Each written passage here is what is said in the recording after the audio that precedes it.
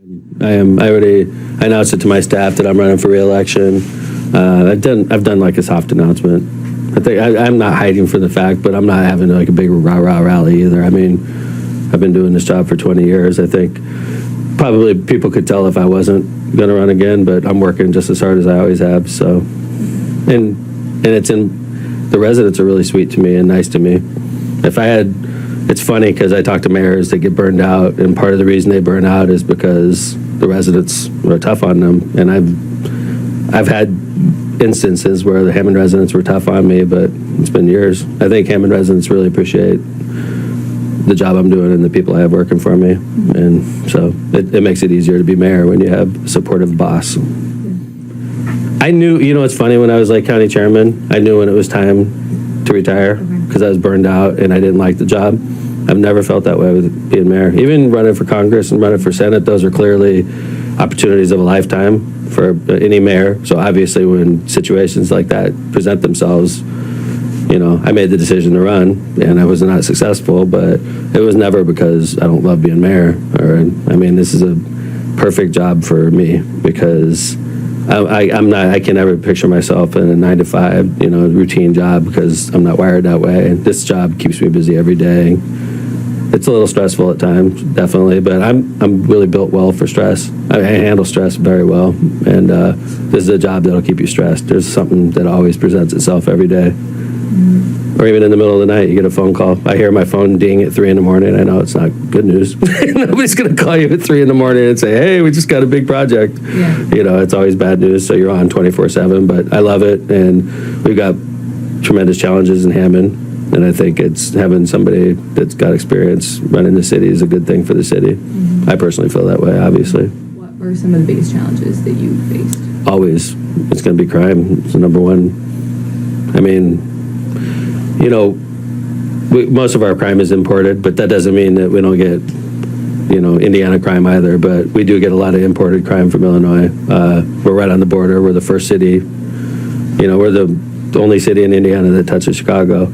And that's got its advantages and it's got its disadvantages. We, obviously when it comes to gaming and tourism, that's great for us. It's great for us to be able to get to Chicago and enjoy Chicago. That's wonderful. But at the same, and a lot of my residents work in Chicago, and you get the higher salaries from working in Chicago, which is great, not a long commute.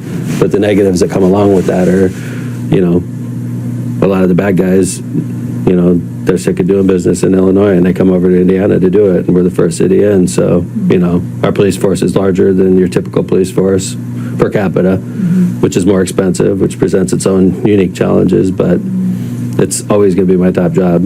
Anybody sitting in this seat is always going to have to approach crime as the number one priority, and if they don't, they're destined to fail, in my opinion, because if you can't maintain a safe city, nobody wants to live here regardless of the quality of life improvements you do.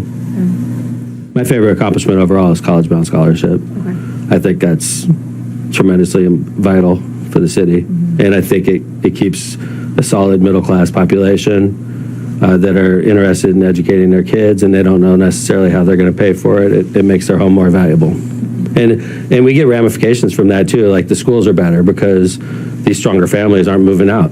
So they stay here and the kids go to Hammond Central, which is a gorgeous brand new high school across the street, and hopefully the scores are going up because of that. But I think that is vital, and we're in about 15th year of operation, and we got 5 more years under ordinance guaranteed.